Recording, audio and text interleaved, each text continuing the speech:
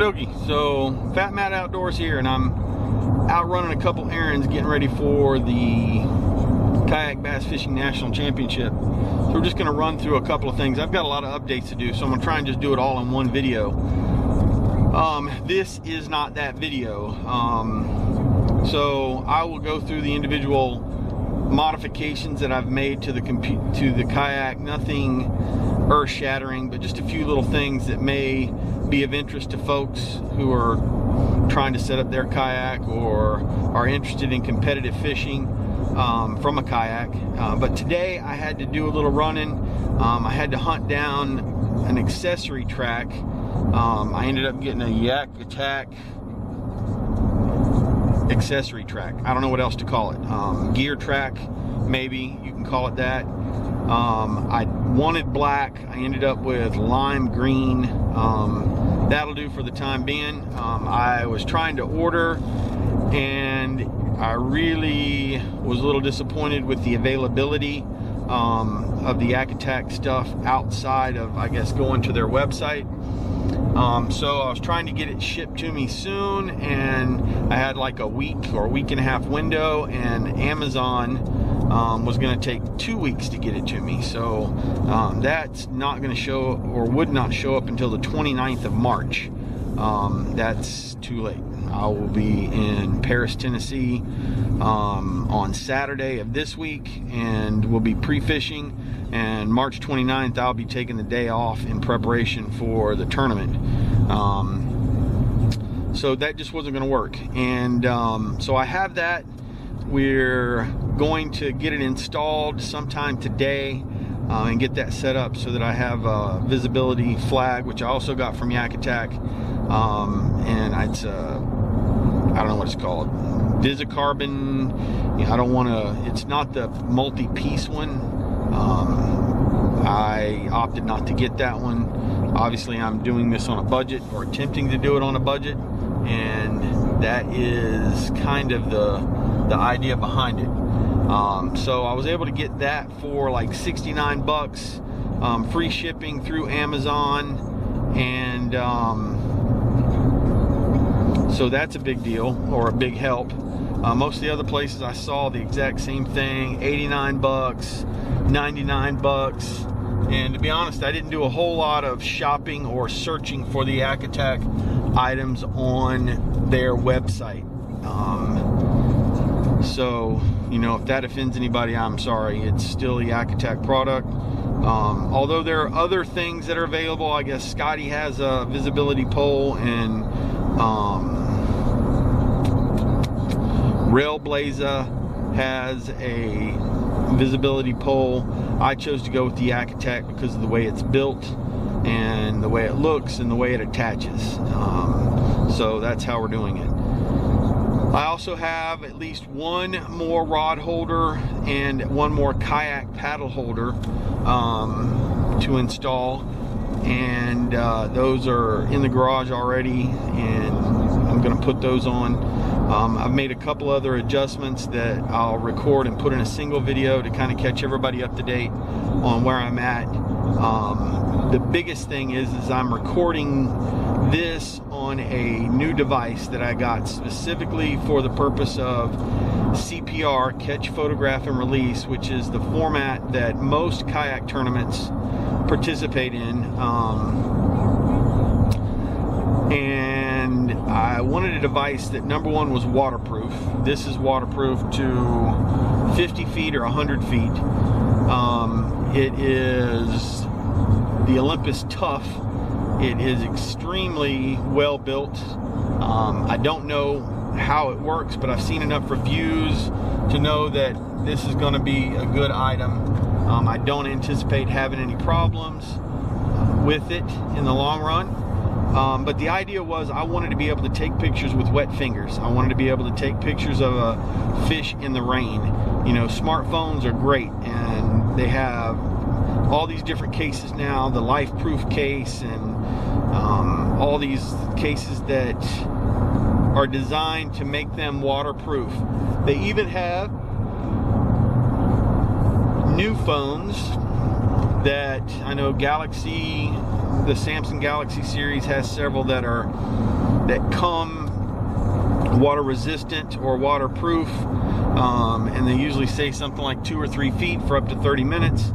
But the crazy thing about that is even though they're waterproof, man, the minute water gets on the screen, I can't make it work right. I just can't do it. I try and move it around and the water interferes with it, and you know, I don't know what about the screen causes that.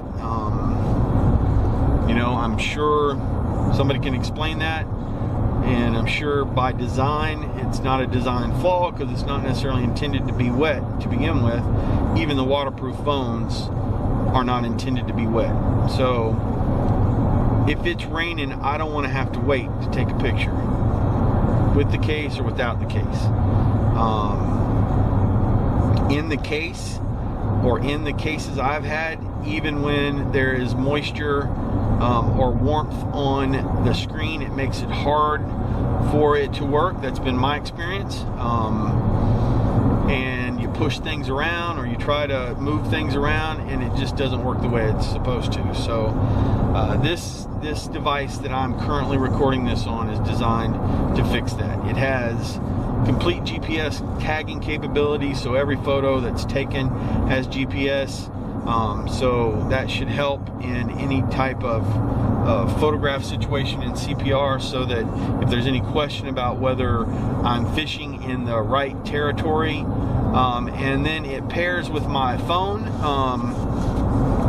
so that I can upload these pictures to the tournament website at my convenience. I can do it immediately if I need to. I can do it later.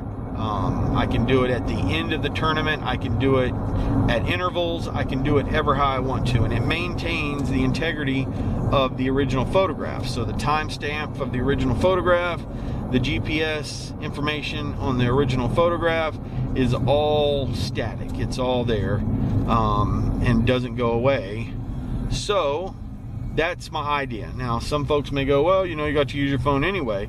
Well, yeah, I do, but I don't have to do it in the rain. I don't have to do it when the weather is bad and can affect the cell phone or being able to operate the screen and all this other stuff. This is point and click.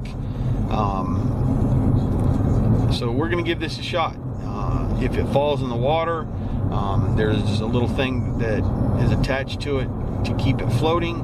My phone can stay safely locked away in a waterproof box that I carry with me, and if I have an emergency, I can still have the access to that phone, reduce battery usage, and all that other fun stuff. So that's my thought process. I'm not saying it's a perfect thought process. I'm sure that other folks are perfectly happy with their cell phone and how they use their cell phone.